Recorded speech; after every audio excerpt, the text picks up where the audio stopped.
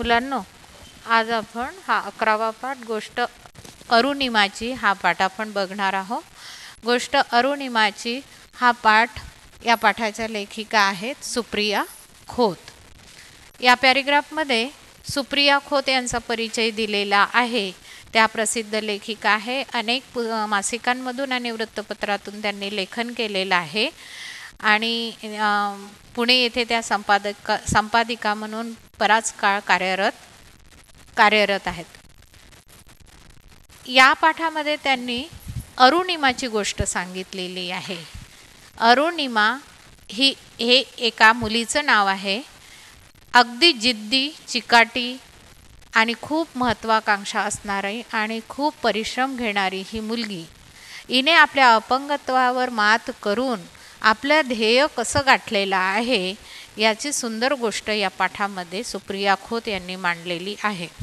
तर या पाठात काय सांगितलं हे या पॅरेग्राफमध्ये आहे. तर हा पॅरेग्राफ अतिशय महत्त्वाचा आहे, तो तुम्ही लक्षात ठेवायचा, वाचायचं वारंवार.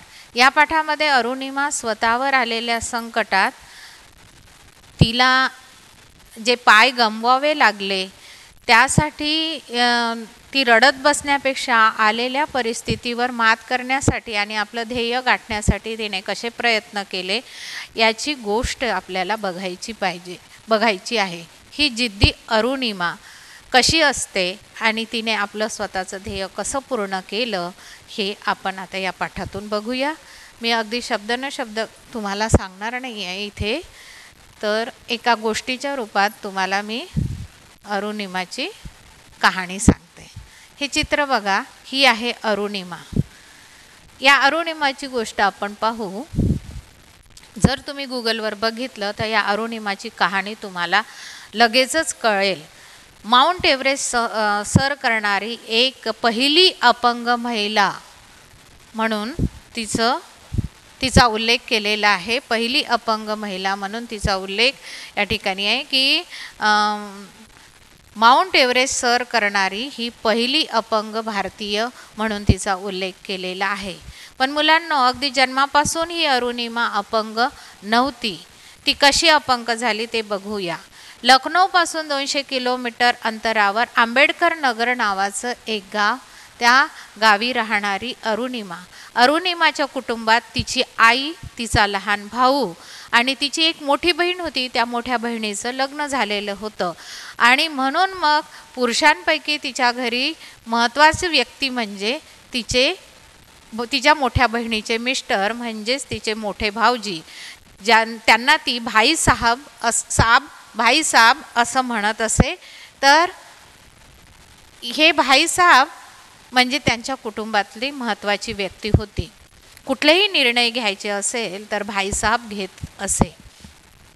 अरुणिमाचं खेळावर अत्यंत प्रेम होतं. ती फुटबॉल आणि व्हॉलीबॉलची नॅशनल चॅम्पियन होती आणि नॅशनल चॅम्पियन ती सहज झाली नाही. अतिशय प्रयत्नाने ती नॅशनल चॅम्पियन झाली. पुढे मग खेळाडूंना जशी नोकरीमध्ये सवलत असते तर तिलाही CISF मध्ये नोकरी करण्याची इच्छा झाली आणि त्यासाठी तिने अर्ज केला आणि नोकरीसाठी अर्ज केल्यानंतर CISF मधून तिला कॉल लेटर आलं.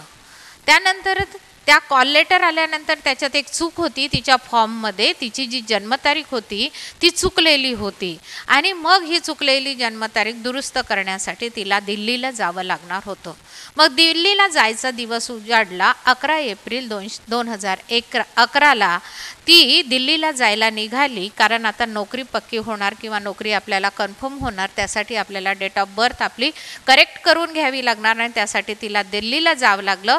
म्हणून ती लखनौ स्टेशनला गेली. लखनौ स्टेशन अगदी माणसांच्या गर्दीने खूप भरलेलं होतं, फुललेलं होतं. पद्मावती एक्सप्रेस होती, एक्सप्रेसचं नाव आहे पद्मावती. त्या एक्सप्रेसमध्ये ती चढली आणि अगदी कॉर्नरची सीट होती, त्या कॉर्नरच्या सीटवर जाऊन बसली. झालं, गाडी सुटली. गाडीने वेग घेतला आणि अरुणिमा आपली बसल्या बसल्या विचार करू लागली. तिच्या डोक्यात विचारचक्र सुरू झाले. तिच्या मनात आलं की आपलं कागदपत्रांचं काम पूर्ण झालं पाहिजे, आता आपल्याला नोकरी लागणार. अतिशय मनातल्या मनात आपली स्वप्न रंगवत होती आणि तिच्या मनामध्ये विचारचक्र सुरू होतं. परंतु काय झालं की तिचं लक्ष गेलं तर काही मुलं माणसं जी होती ते तिच्याकडे बघत होते आणि तिच्या गळ्यामध्ये सोन्याची चेन होती. त्या सोन्याच्या चेनकडे त्यांचं लक्ष असल्याचं तिला जाणवत होतं आणि तिने बघितलं 2-3 वेळा त्या मुलांकडे. तर तिला असं लक्षात आलं की ते मुलं आपल्याकडे बघत आहे आणि आपल्या गळ्याकडे बघत आहे. तिने तिचं सगळं लक्ष असल्यामुळे, सतर्क असल्यामुळे तिच्या लक्षात आलं आणि थोड्याच वेळात काय झालं की त्या मुलांनी तिच्या गळ्यातली चेन ओढण्याचा प्रयत्न केला, तिच्या अंगावर धावून आले. परंतु अरुणिमा स्वतः खेळाडू असल्यामुळे तिने पूर्णपणे अगदी आपलं प्रतिकार केला आणि त्या मुलांना ढकलून देण्याचा प्रयत्न केला. त्यांना त्या आपल्या गळ्यातली चेन ओढू दिली नाही. पण शेवटी तिच्या ताकदीपुढे त्या मुलांची ताकद जास्त होती. त्यांनी लाथा बुक्या सगळं काही केलं. शेवटी हिची आपली ताकद कमी पडली आणि तिला त्यांनी फरफटत रेल्वेच्या दारापर्यंत नेलं आणि त्यांना काहीच करता आलं नाही म्हणून तिला रेल्वेच्या बाहेर फेकून दिलं. कारण त्यांनाही काही कळेना की ही मुलगी इतका आपला प्रतिकार करते आहे. शेवटी त्यांनाही राग आला आणि त्यावेळी रात्र झालेली होती. त्या रात्रीच्या भयान अंधारामध्ये तिला त्या नराधमांनी चालत्या गाडीतून फेकून दिलं आणि शेवटी भरधाव चालणाऱ्या त्या ट्रेनमधून तिला फेकल्यामुळे ती रुळावर आदळली आणि त्या रूळ जे असतात, त्या धावपट्ट्या ज्या असतात त्याच्यामध्ये ती पडली. अरुणिमा रेल्वे येत आहे, अरुणिमाला हे दिसत होतं. तिचा पाय त्या ट्रॅकवर पडलेला होता. तिला असं वाटतही होतं पाय बाजूला घ्यावा, पण तसं तिला करता आलं नाही. तिच्या मेंदूपर्यंत त्या संवेदना पोहोचेपर्यंत तिच्या पायावरून धडधडत रेल्वे निघून गेली. अशा प्रकारे त्या रात्री कितीतरी रेल्वे निघून गेल्या आणि महिला आयोगाने जो रिपोर्ट काढला तर त्या म्हणजे त्या ट्रॅकवरून त्या दिवशी जेव्हा ती पडली होती त्या ठिकाणी त्या रुळावरून जवळजवळ 49 रेल्वे गाड्या गेल्या असा रिपोर्ट महिला आयोगाने दिलेला आहे. 49 रेल्वे गाड्या गेल्या असा रिपोर्ट महिला आयोगाने दिलेला आहे. बघा, तिच्या एका पायाच्या गुडघ्यापासून खालच्या हाडाचा तर अगदी चक्काचूर झाला होता आणि दुसऱ्याही पायाची अवस्था काही खूप चांगली नव्हती. 1-2 तास नव्हे मुलांना, तब्बल 7 तास ती तिथे पडून राहिली. रात्रभर तिथे पडून राहिली. परंतु आश्चर्य म्हणजे तिची शुद्ध हरपली नव्हती. तिला सगळं माहिती होतं, तिचं म्हणजे विचारचक्र सुरू होतं, पण ती काही करू शकत नव्हती. एवढ्यात काय झालं की पहाटेला आता सूर्य उगवणार एवढ्या वेळेस काय झालं, तिथून काही सफाई कामगार जात होते. त्यांनी बघितलं की रेल्वे रुळावर एक मुलगी पडलेली आहे आणि अगदी मृत अवस्थेत ती पडलेली आहे.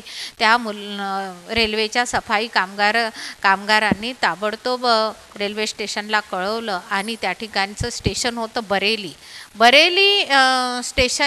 बरेली गावातील जे हॉस्पिटल होतं त्या ठिकाणी शेवटी रेल्वेच्या कर्मचाऱ्यांनी तिला ॲडमिट केलं आणि तिच्यावर उपचार सुरू झाले.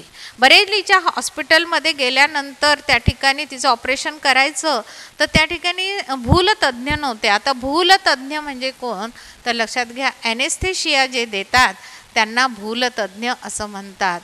तर आपल्याला बधीर करण्याचं काम करतात त्यांना भूलतज्ञ म्हणतात. या 7 तासामध्ये जेव्हा ती रेल्वे रुळावर पडली होती तेवढ्या वेळात तिच्या पायातून खूप रक्त गेलेलं होतं. ती अशक्त झाली होती परंतु बेशुद्ध नव्हती, हे लक्षात घ्या. इतकी जिद्दीने ती लढत होती आणि त्या ठिकाणी डॉक्टर आले, त्यांचे सहकारी आले आणि तिचे पाय बघून त्यांनाही खूप आश्चर्य वाटलं आणि ते कुजबुजत होते की आता हिचा पाय कापावा लागणार आहे आणि तोही असा कापावा लागणार आहे की कुठलेही भूलतज्ञ आपल्याकडे नाही, ॲनेस्थेशिया देणारे डॉक्टर नाही आणि बिना ॲनेस्थेशियाने हिला आता आपल्याला हिचा पाय कापावा लागणार आहे. हे वाक्य जेव्हा अरुणिमाने ऐकलं ना तर तेव्हा ती स्वतः म्हणाली की मी इतकं सहन केलेलं आहे, माझं तुम्ही बिना ॲनेस्थेशियाने ऑपरेशन करू शकता, मी तेही सहन करेल असं ती स्वतः अरुणिमा म्हणाली. आणि शेवटी डॉक्टरांना तेच करावं लागलं. त्या हॉस्पिटलमध्ये असणाऱ्या लोकांनीच तिला रक्त दिलं आणि तिचा पाय शेवटी कापावा लागला. आणि हॉस्पिटलच्या बाहेर मात्र एक वेगळंच दृश्य दिसत होतं, वेगळंच नाट्य घडत होतं. ते असं होतं की अरुणिमा ही राष्ट्रीय चॅम्पियन होती आणि तिच्याबद्दल मीडियाद्वारे, प्रसारमाध्यमाद्वारे वेगळं बोललं जात होतं. तर ही फुटबॉल आणि व्हॉलीबॉल चॅम्पियन युवती जी होती ही 7 तास जखमी अवस्थेत होती बिना उपचाराशिवाय. आणि प्रसारमाध्यमाने ज्या काही अफवा पसरवल्या होत्या त्या तर अतिशय वाईट होत्या. कोणी म्हणत होतं की हिने आत्महत्येचा प्रयत्न केलेला आहे. अशा प्रकारच्या बातम्या जेव्हा तिला कळल्या, कोणी म्हणायचं की अरुणिमाकडे प्रवासाचं तिकीटच नव्हतं आणि कोणी म्हणायचं तिने आत्महत्या केलेली आहे. अशा ज्या काही खोट्या बातम्या बाहेर पसरत होत्या हे ऐकलं म्हणजे तिच्या कानावर पडलं तेव्हा तिला खूप वाईट वाटत होतं. 4 महिने पुढे मग ती खेळाडू असल्यामुळे तिच्यावर शासकीय पण यंत्रणेने त्याची दखल घेतली आणि तिला एम्स हॉस्पिटल दिल्लीला तिला पाठवण्यात आलं. दिल्लीच्या एम्स हॉस्पिटलमध्ये तिला पाठवण्यात आलं आणि तिथे तिचे 4 महिने तिच्यावर उपचार झाले. अनेक लोकांना 6-6 महिने 1-1 वर्ष अंथरुणावर पडून राहावं लागत असे, परंतु अरुणिमाच्या जिद्दीमुळे, तिच्या महत्त्वाकांक्षेमुळे आणि खूप म्हणजे प्रयत्नशील मुलगी असल्यामुळे आणि तिची विल पॉवर खूप स्ट्रॉंग, इच्छाशक्ती खूप प्रबळ असल्यामुळे ती लवकरच बरी झाली, आपल्या पायावर उभी राहिली. पण हे करत असताना जेव्हा ती हॉस्पिटलमध्ये होती तिने मात्र आपल्या मनाशी एक गोष्ट ठरवली होती की मला माउंट एव्हरेस्ट सर करायचं आहे. ती स्वप्न पाहू लागली. तिने आपलं ध्येय ठरवून टाकलं की मला माउंट एव्हरेस्ट सर करायचं आहे. आणि तिचा एव्हरेस्ट सर करण्याचा जो निर्धार होता, या निर्धारावर मात्र अनेक लोकांना प्रश्न पडत होते की लोक तर म्हणत होते की अरुणिमाच्या डोक्यावर तर फरक पडला नाही, तिच्या डोक्यावर तर काही परिणाम झाला नाही, ही असं कसं म्हणते की जी मुलगी दोन्ही पायाने अपंग झालेली, दोन्ही पाय तिचे व्यवस्थित नाही आहे आणि तरी ती मुलगी म्हणते की माउंट एव्हरेस्ट सर करणार. आज माउंट एव्हरेस्ट सर करणे म्हणजे इतकी सोपी गोष्ट नव्हती. पण तिच्या निर्धारासमोर कोणीही म्हणजे तिच्या निर्धारासमोर कोणाचंही काही चाललं नाही. तिचे जे कुटुंब प्रमुख होते, भाईसाहेब तिचे आणि तिची आई आणि तिचे भाऊ यांनी मात्र त्याची दखल घेतली, तिचं ऐकलं आणि ठरवलं की ठीक आहे, तुझ्यासाठी आम्ही प्रयत्न करू. आणि तिला सुट्टी झाली, ती घरी गेली. त्या एम्समधून डिस्चार्ज मिळाल्यानंतर जेव्हा ती घरी गेली, अगदी त्याच्यानंतर ती आपल्या भाईसाहेबांना घेऊन बचेंद्री पाल यांच्याकडे गेली. बचेंद्री पाल कोण आहे तर माउंट एव्हरेस्ट सर करणाऱ्या प्रथम महिला ज्या आहे त्या बचेंद्री पाल आहे. या बचेंद्री पाल यांच्याकडे ती गेली आणि त्यांची भेट घेतली, त्यांचे अनुभव तिने शेअर केले, अनुभव तिने जाणून घेतले आणि तिने त्यांना सांगितलं की मला माउंट एव्हरेस्ट सर करायचं आहे. सुरुवातीला बचेंद्री पाल यांनाही थोडं आश्चर्य वाटलं, पण त्या म्हणाल्या की तू सर करशील नाही करशील तो नंतरचा भाग आहे, पण आज मात्र तुझी इच्छाशक्ती बघून मला असं वाटतं की तू आजच माउंट एव्हरेस्ट सर केलेला आहे. नंतर तिने प्रशिक्षणासाठी म्हणजे तिला ॲडमिशन घ्यायची होती आणि तिने ॲडमिशन तरी कुठे घेतली मुलांनो, लक्षात घ्या, नेहरू गिरिभ्रमण प्रशिक्षण केंद्र, जे आशिया खंडातलं सर्वोत्तम असं प्रशिक्षण केंद्र आहे गिर्यारोहणाचं, त्या ठिकाणी तिने ॲडमिशन घेतली. 1.5 वर्षाचं कठोर परिश्रम करून तिने खडतर असं प्रशिक्षण घेतलं. तिथे पण पर्वत चढणे इतकं सोपी नव्हतं. सगळ्या ज्या काही गिर्यारोहणासाठी ज्या ज्या गोष्टी कराव्या लागतात त्या त्यांनी अगदी कष्टदायी प्रशिक्षण तिने पूर्ण केलं. आणि प्रशिक्षणाच्या काळात अनेक वेळा तिच्यामध्ये नैराश्य निर्माण झालं की तिला खूप त्रास व्हायचा तिच्या पायामुळे, पण तिने लक्ष दिलं नाही. बरेचदा ती मागे राहायची, परंतु तिने मागे राहूनही पुढे जाण्याची आपली इच्छा सोडली नाही, ध्येय सोडलं नाही. तिच्या उजव्या पायात तर स्टीलचा रॉड टाकला होता आणि एक पाय तर चक्क कापला होता, तिथे कृत्रिम पाय लावलेला होता. मग तिचं प्रशिक्षण पूर्ण झालं आणि आता एव्हरेस्ट चढायचं होतं तिला. एव्हरेस्ट चढायसाठी सोबत एक शेर्पा घ्यावा लागतो. जेव्हा त्या शेर्पा होता तो, त्याला जेव्हा म्हणजे सोबती असतो तिचा, त्याला जेव्हा माहीत झालं की हे अपंग आहे, त्यांनी सुद्धा सुरुवातीला नाही असं म्हटलं होतं, परंतु तिने स्वतः त्या शेर्पाचं मन वळवलं आणि त्यानंतर माउंट एव्हरेस्टची चढाई सुरू झाली. माउंट एव्हरेस्टची चढाई ही 52 दिवसाची चढाई होती आणि ही 52 दिवसाची चढाई म्हणजे रोज येणाऱ्या कठीण प्रसंगाला तिला तोंड द्यायचं होतं. गिर्यारोहकांना वरती जाण्यासाठी एक बेस कॅम्प असतो, खालचा जो तळ असणार कॅम्प असतो, बेस कॅम्प म्हणजे खालचा तळाशी असणारा कॅम्प असतो, त्या ठिकाणी जावं लागतं. त्यानंतर पुढे 4 कॅम्प त्यांना चढावं लागतं आणि माउंट एव्हरेस्टची जी चढाई आहे ती 3500 फुटावर आहे आणि 3500 फुटावर जात असताना जास्तीत जास्त मृत्यू हे त्या टप्प्यातच होत असतात. त्याला डेथ झोन म्हणतात. डेथ झोन म्हणजे मृत्यू ज्या झोनवर होतो त्याला मृत्यू होणारा जो झोन असतो त्याला डेथ झोन असं म्हणतात. त्या ठिकाणी खूप जास्त मृत्यूचं प्रमाण असतं. तर 4थ्या बेस कॅम्पला अरुणिमा पोहोचते आणि तिला जाताना अनेक लोक दिसत होते गिर्यारोहण करणारे आणि काही कोणी पडलेलं पण दिसत होतं, पण ती खचत नव्हती. मनात तिच्या खूप प्रश्न यायचे, पण ती खचली नाही. शेवटी शेवटची 4था टप्पा जो होता डेथ झोनची चढाई तिने केली. त्या ठिकाणी अनेक मृतदेह पडलेले तिने पाहिले. खूप कडाक्याची थंडी होती. आता माउंट एव्हरेस्टचा वरचा टप्पा म्हणजे सगळीकडे बर्फच बर्फ आणि खूप जास्त मोठ्या प्रमाणात मृत्यूचं अगदी तिला जवळून दर्शन होत होतं, पण ती खचली नाही. खूपदा वाटायचं तिला, पण ती स्वतःच्याच मनाला म्हणत होती, अरुणिमा तुला चढायचं आहे, अरुणिमा तुला मरायचं नाही, असं ती स्वतःच्याच मनाला सांगत होती, अंतर्मनाशी बोलत होती आणि आपल्या शरीराला ती स्ट्रॉंग ठेवत होती. शेवटी तिचा शेवटचा टप्पा आला. 21 मे 2000ला तिचा शेवटचा चढाईचा टप्पा होता आणि तिच्याजवळ ऑक्सिजनचा साठा आता खूप कमी राहिला होता.